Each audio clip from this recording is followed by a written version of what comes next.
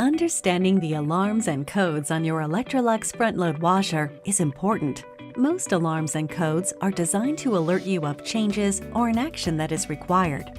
Here is a summary of common alarms and error codes. SUDS0. This code appears in a 60-second loop.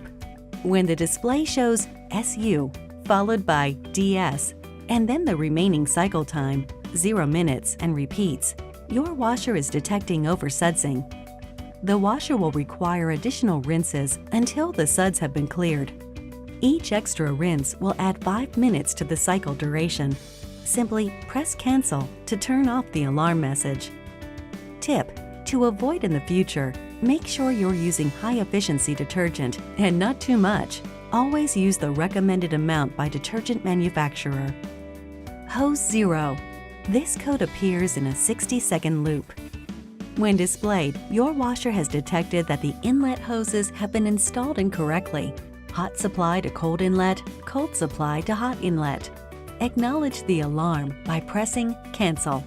Shut off water supply valve and attach the hoses to the correct inlet connection.